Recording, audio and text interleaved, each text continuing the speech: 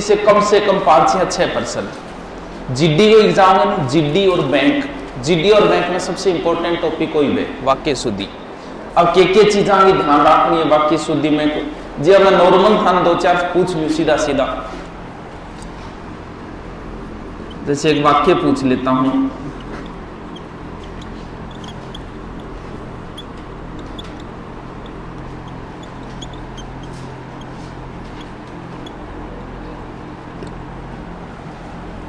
बालक और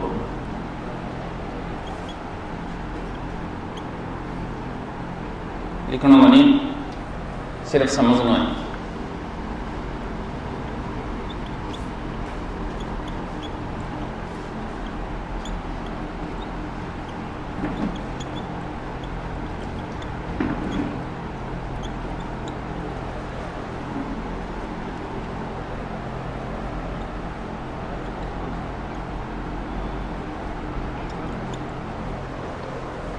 इन दोनों में कौन सा शुद्ध है?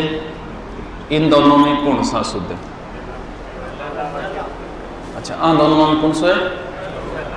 अच्छा, बहुत बड़ा विद्वान है तो। इन दोनों में शाबाश। मुना संधि समास उपसर्ग प्रत्यय पीछे पड़ा रो। प्रश्न एक का होगा पेपर थन फैल करण भी ले, पास कर भी कौन ले वो। चलो और पूछ लो।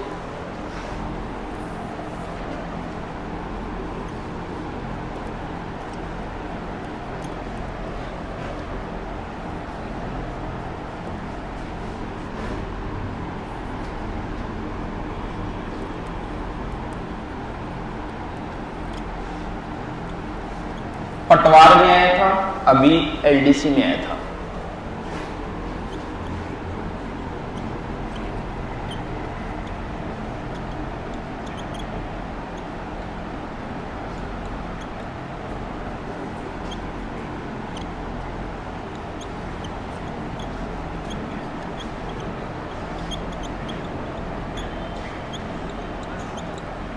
कौन सा सही है?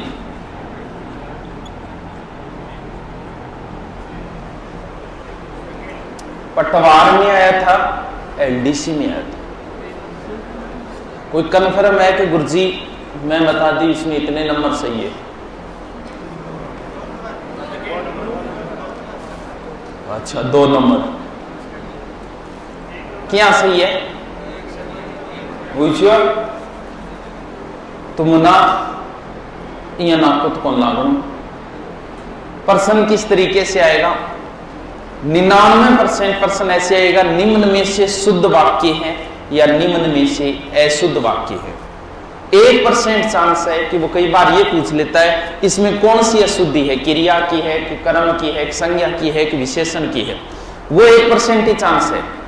अब वो पूछ रहा है 4 देगा कि निम्न में से शुद्ध वाक्य है। अब भाई शुद्ध का तो हमें नॉलेज ही नहीं भाई, हम तो उसमें से भाई क्या पता ये वाक्य शुद्ध है या अशुद्ध है। हम उसमें से छांट सकते हैं तो सिर्फ अशुद्ध छांट सकते हैं, कभी इसमें ये अशुद्धि है इस वजह से ये बाहर होगा। भाई शुद्धि को तो पता ही नहीं वाक्य शुद्ध है या नहीं, अशुद्धि ही छांट का, तो हम अशुद्धि ही छांटेंगे कि भाई इसके अंदर ये अशुद्धि है, इसके अंदर ये अशुद्धि है। सबसे पहले ध्यान देने वाली बात वाक्य शुद्धि में, उसके अंदर उस शब्द के अंदर कोई भी, उस वाक्य के अंदर कोई भी शब्द गलत नहीं होना चाहिए, यानी शब्द शुद्धि। जैसे आपकी कृपया होगी। अब जैसे एक छोटा सा वाक्य है, शुद्ध है कि अशुद्ध है? अशुद्ध है। क्यों? क्योंकि कर्ता में पै पूरा आता है ना कि आधा आता है। इसका मतलब हमने छांट लिया कि ये अशुद्ध वाक्य है। सबसे पहले ध्यान यही देंगे, अगर उस वाक्य के अंदर कोई शब्द अशुद्ध है तो वो वाक्य क्या माना जाएगा? अशुद्ध माना जाए। ये पहला रूल है। ये थोड़े से अलग रूल है। जैसे उस बालक और बालिकाएं खेल रहे हैं या फिर बालक और बालिकाएं खेल रही है, कौन सा होगा? लास्ट क्या है यहां? तो क्रिया बालिकाओं के अनुसार आएगी। क्या होगा? खेल रही है। यहां लास्ट में क्या आ गया? बालक। तो क्रिया क्या आएगी? खेल रहे हैं। ये बहुत इंपॉर्टेंट है। पुरुष नाम सुने, कितने प्रकार का पुरुष हुए? पुरुष 3 प्रकार के, एक तो है उत्तम, दूसरा मध्यम और तीसरा अन्य। अब बात करते हैं उत्तम पुरुष में कौन सा, मध्यम पुरुष में कौन सा, अन्य। उत्तम का अर्थ होता है श्रेष्ठ। श्रेष्ठ आदमी हमेशा खुद को ही बताता है, बस मैं ही हूं कि हूं उसको, यानी खुद के लिए जो सर्वनाम प्रयोग करता है वो उत्तम में आएगी। जैसे मैं, मेरा, मुझे, मुझको, यानी जो खुद के लिए प्रयुक्त तो वो उत्तम पुरुष में आएंगे। 2 व्यक्ति बैठने के बाद में 90% बातें किसी और की ही करेंगे, अन्य पुरुष की, जो वहां उपस्थित नहीं है। जैसे मैं और आप बात करें, तीसरे की करते हैं, वो किस में आएगा? अन्य। मध्यम का मतलब सामने वाला। जैसे मैं आपके लिए कोई शब्द प्रयोग करूं, तू है, तेरा है, तुझे है, तुमको है, आप है, ये शब्द किस में आएंगे? मध्यम पुरुष में आएंगे। इसमें लगेगा फॉर्मूला नंबर 231। 231 का मतलब सबसे पहले आएगा 2 नंबर, यानी मध्यम पुरुष, यानी जो शब्द आगे वाले के लिए मैंने प्रयुक्त किया, क्या? तुम। इसके बाद में आएगा 3 नंबर अन्य पुरुष, कौन सा होगा? वह। उसके बाद में आएगा 1 नंबर उत्तम पुरुष, मैं। यानी इसमें फॉर्मूला नंबर 231 ये सही होगा। 2 बार पूछा जा चुका है ये। एक में वही लिख दियो जो मैं, अच्छा दोनों में वही लिख दियो, कोई बात नहीं, बात समझ गया हो गया? अरे तो कोई बदल दे, मैं कर दे। 1 नंबर तो फेर ही कौन बताए थे, 2 नंबर बता गया। फॉर्मूला नंबर 231 2 बार पूछ लिए, इसे मिटाऊं? चलो ठीक है। अब पूरी अशुद्धियां निकालेंगे। जो उदाहरण बता रहा हूं एग्जाम में आपको हूबहू मिलेंगे, ऐसे के ऐसे। इसके अलावा और कोई अध्ययन करने की जरूरत नहीं है वाक्य शुद्धि के अंदर। अब लिखो, एक एक लाइन छोड़नी है, एक लाइन लिखनी है, यानी अशुद्ध लिखना है पहले, शुद्ध के लिए नीचे एक लाइन छोड़नी है। समझ गया बात? चलो, हमें तो अशुद्धि देखनी है, शुद्धि का हमें पता ही नहीं कि ये वाक्य शुद्ध है कि अशुद्ध। हमें तो बस कोई अशुद्धि निकल गई, इसका मतलब वो या तो पूछेगा शुद्ध है या अशुद्ध है। अब बात ये है, पहला नियम ये होगा, सबसे पहले आप उसमें क्या देखोगे? शब्द शुद्धि। कभी कोई शब्द अशुद्ध तो नहीं है। शब्द अशुद्ध का मतलब पूरा वाक्य अशुद्ध है, पूरा पूरा। नंबर 2 बात, जितना वाक्य छोटा होगा उतना ही सही माना जाएगा।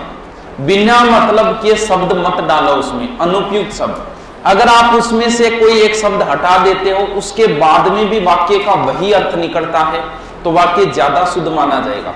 बिना मतलब की चीज चेप देगा, मैं रविवार के दिन आऊंगा, तो रविवार के व्यवहार गोर्थ के वह पता होगी, वार का अर्थ दिन नहीं होता है, फिर अठ दोबारा लगाने की जरूरत पड़ रही है।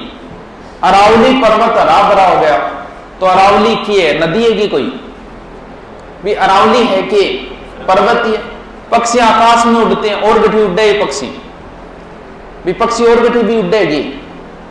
ये बिना मतलब के शब्द है जिन्हें हटाने हैं, अनुपयुक्त शब्द। जैसे ही सब, मैं प्रातः काल के समय उठता हूं, तो प्रातः काल को किए भी, प्रातः काल को समय तो है, तो यहां समय लगाने की कहां जरूरत है? मैं प्रातः काल उठता हूं। जज ने उसे मृत्युदंड की सजा दी, तो मृत्युदंड कोई गिफ्ट है ये भी? मृत्युदंड सजा ही है, सीधा होगा जज ने उसे मृत्युदंड दिया।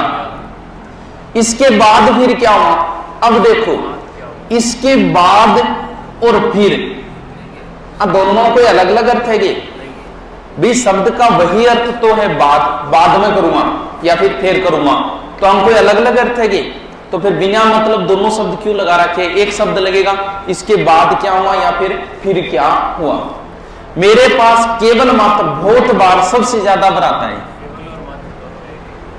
अब केवल और मात्र का कोई अलग अलग अर्थ है क्या? मेरे पास केवल एक पेन है या एक कलम है, एक घड़ी है, मेरे पास मात्र एक घड़ी है, कोई अलग अलग अर्थ है क्या इसका? तो इन दोनों में से एक लगाना है, दोनों शब्द नहीं लगाने हैं। तुम वापस लौट जाओ, अब इनका पता कौन सा के कमी है? वापस और लौटना दोनों एक ही चीज है। एक लगेगा तुम वापस जाओ या फिर तुम लौट जाओ। सारे देश भर में, अब इसमें कोई कमी दिख रही है क्या? यहां ये लगाने की कोई जरूरत नहीं है, वाक्य का वही अर्थ निकल रहा है। सारे देश में यह बात फैल गई। वह सचिवालय कार्यालय में लिपिक है, तो सचिवालय के वह एक कार्यालय है, वह यहां बिना मतलब लगाने की कोई जरूरत नहीं है। अरावली हो चाहे विंध्याचल हो चाहे कोई और हो, ये सारे पर्वत है, इनके आगे बताने की कोई जरूरत नहीं, ये प्रसिद्ध चीजें हैं। तो अरावली हरा भरा हो गया। नौजवान युवक युवतियों को आगे आना चाहिए। नौजवान के अंदर कौन आ, बेट बकल्डी थोड़ी आ, नौजवान के अंदर कौन आएंगे? युवक और युवतियां तो आएगी, फिर लगाने की जरूरत है। नौजवानों को आगे आना चाहिए। किसी और दूसरे से परामर्श लीजिए, अब निकलना क्या अर्थ, और दूसरे को कोई अलग अर्थ को नहीं, दोनों का एक ही अर्थ है। किसी और से परामर्श लीजिए, किसी दूसरे से परामर्श लीजिए, वाक्य का वही अर्थ निकल रहा है। सप्रमाण सहित उत्तर दीजिए। अब देखो स का अर्थ क्या होता है? सहित ही होता है। फिर अर्थ दोबारा क्या हम लगा रखे, या तो लिखो आप इसे सप्रमाण उत्तर दीजिए, या फिर इसे लिखो प्रमाण सहित उत्तर दीजिए। गुलामी दास्ता बुरी है, गुलामी एक दास्ता ही है, तो सीधा ही बोल दे फिर गुलामी बुरी है।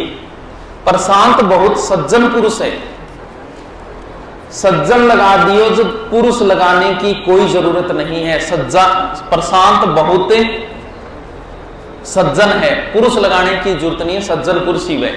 शायद आज वर्षा अवश्य होगी, शायद आज वह आएगा।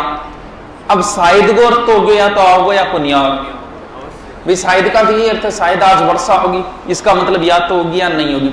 आज वर्षा अवश्य होगी तो दोनों को घिच हो गया, तो अरे शायद आज वह आएगा, इसका मतलब या तो वो आएगा या नहीं आएगा।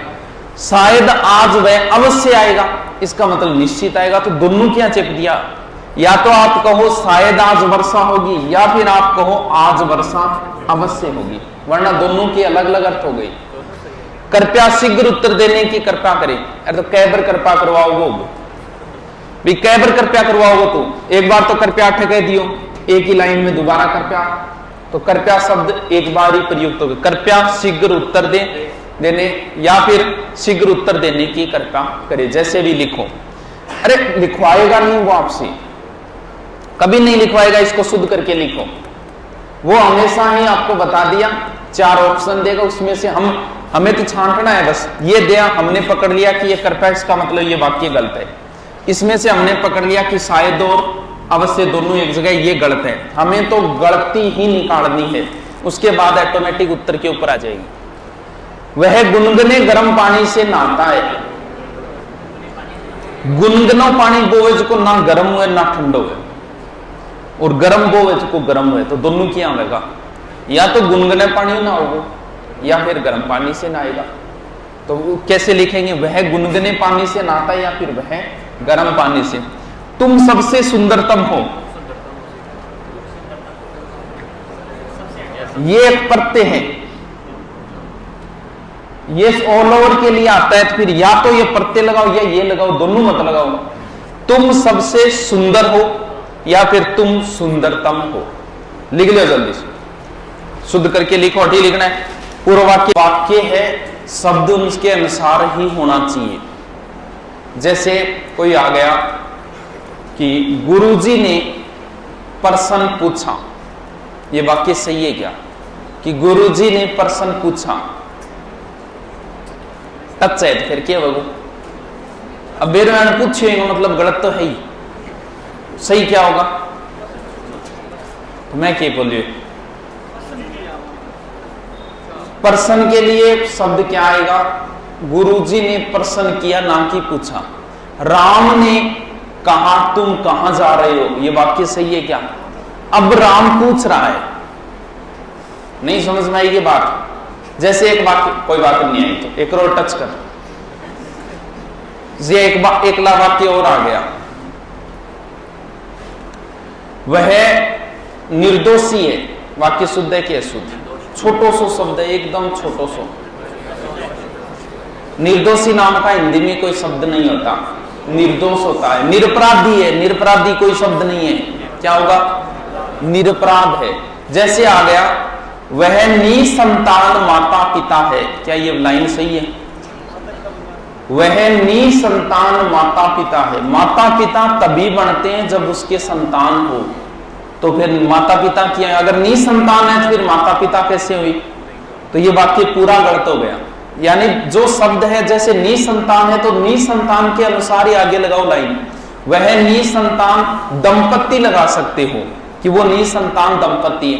अब जैसे आया कि सीता राम की स्त्री थी, अरे सीता स्त्री को नहीं, सीता वाइफ WIFE, तो क्या शब्द लगेगा यहां? पत्नी लगेगा। सीता राम की क्या थी? पत्नी। रात भर गधे भौंकते रहे, बाद में लिख ली। अब देखो, अगर गधे लगाते हो तो गधे कभी भौंकते नहीं, डेंचू डेंचू करते। अगर भौंकना प्रयुक्त कर रहे हो तो फिर यहां गधा बदलेगा। इन दोनों में से एक चीज बदलो, या फिर कुत्ता लगा दो। अरे हमें तो वो पूछेगा ही नहीं लगाना कि हमें तो ये देखना है गधे भौंकते रहे, इसका मतलब ये अशुद्ध है, हमें तो अशुद्ध छांटना है। कोहिनूर एक अमूल्य हीरा है। दो चीजें होती है, ध्यान रखना। एक तो होता है अमूल्य और एक होता है बहुमूल्य। दोनों में बहुत अंतर है। अमूल्य क्या होता है और बहुमूल्य क्या होता है? हाँ, जिसका मूल्य नहीं होता वो अमूल्य होता है। ऐसी कोई चीज नहीं है संसार में जिसका मूल्य ना हो। या फिर सीधी बात कहो, अमूल्य वही चीज होगी जिसे आप किसी भी मोल पर नहीं खरीद सकते। मोहब्बत तो एक अनमोल हीरा है, अमूल्य हीरा है। बाबूजी का प्रवचन जो कहने पे की है अमूल्य है, उसे आप खरीद नहीं सकते। कोहिनूर हीरे को आप खरीद सकते हो, कोई ना कोई उसका मूल्य जरूर है, तो यहां अमूल्य शब्द नहीं आएगा। किसी महंगी चीज के लिए क्या आएगा? बहुमूल्य आएगा। तो कोहिनूर क्या है? एक बहुमूल्य हीरा है, ना कि अमूल्य। अमूल्य का मतलब उसका मूल्य है नहीं, जबकि कोहिनूर का कोई ना कोई कीमत तो है। बंदूक एक शस्त्र है। बहुत अच्छा, बहुत बार कंफ्यूजन करता है ये। दो चीजें होती हैं, एक होता है अस्त्र, एक होता है शस्त्र। थारा को नहीं, ये तो पता है कि इनमें से दो ही तरीके का हथियार, या तो अस्त्र होंगे या शस्त्र होंगे। इनमें से एक वो है जो हाथ में हम रखते हैं और फिर लड़ाई करते हैं। इनमें से एक वो है जो हम फेंक के चलाते हैं।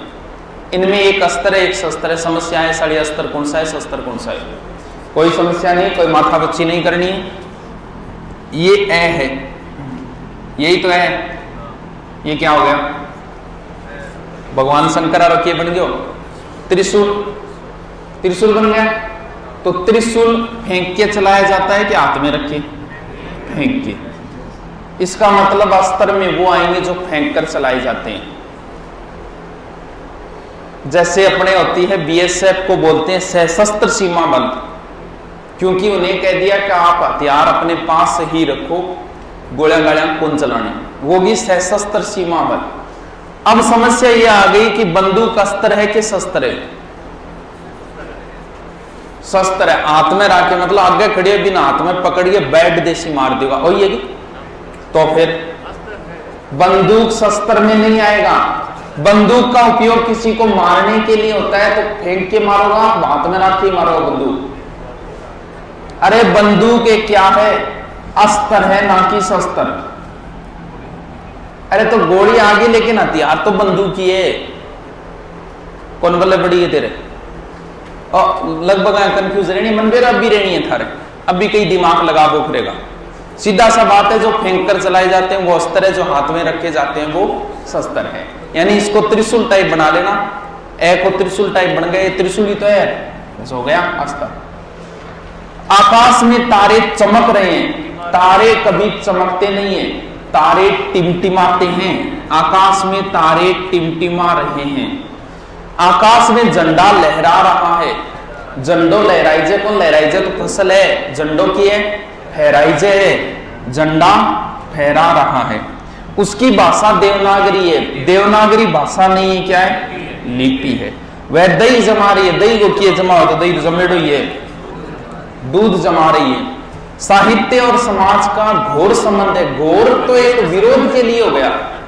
यहां शब्द क्या लगेगा? घनिष्ठ। बहुत अच्छा शब्द वाक्य, कई बार आ गया। उसके गले में बेड़ियां पड़ गई। अब कौन पता लग रहे वाक्य शुद्ध है कि अशुद्ध है? बेड़ियां कभी गले में नहीं पड़ती, गले में फंदा पड़ता है। बेड़ियां कहां पड़ती है? पैरों में पड़ती है। तो इसको चेंज करो, या तो गले को चेंज करो या बेड़ियों को चेंज करो।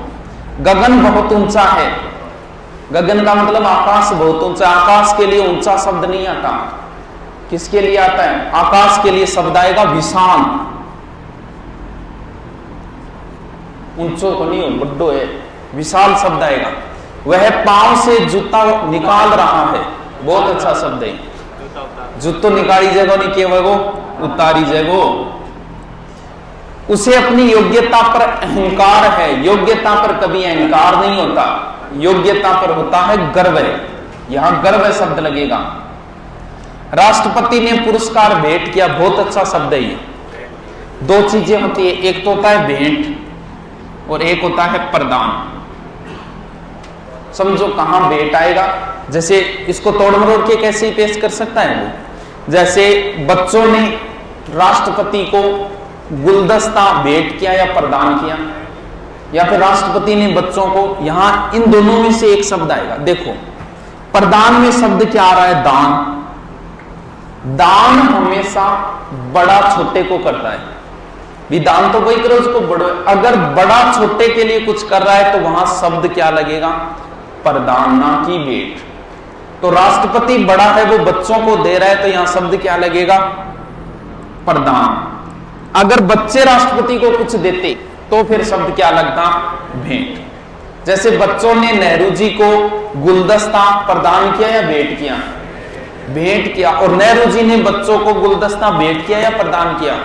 प्रदान किया। बड़ा छोटे के लिए प्रदान होता है। कृष्ण ने कंस की हत्या की, राम ने रावण की हत्या की। यहां हत्या शब्द नहीं लगेगा। हत्या होती है जिसके अंदर सजा मिलती है इंसान को। वर्तमान में आप अगर किसी को मारोगे ना तो वो हत्या के अंदर आएगी। अगर आप किसी पापी को मारते हो, अब नहीं है, वो पुराने समय की, अगर किसी पापी को मारते हो उसके अंदर कोई सजा नहीं मिलती, वो होता है वध। वर्तमान में अगर आप किसी बुरे आदमी को मारते हो तो वो वध में नहीं आएगा, वो हत्या में ही आएगा।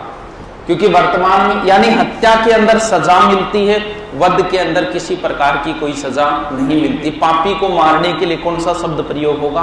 वध। विख्यात आतंकवादी मारा गया। विख्यात अच्छी चीज के लिए होता है। विख्यात होगा बढ़िया काम के लिए। आतंकवादी बढ़िया काम नहीं है, ये बुरा काम है, तो शब्द क्या लगेगा? कुख्यात। दो टाइप के हो गए, 3 दिन लगेंगे इसे। ये नंबर कटने नहीं चाहिए, ज्यादा से ज्यादा अभ्यास करना है इसका। जल्दी से लिखो 5 मिनट में।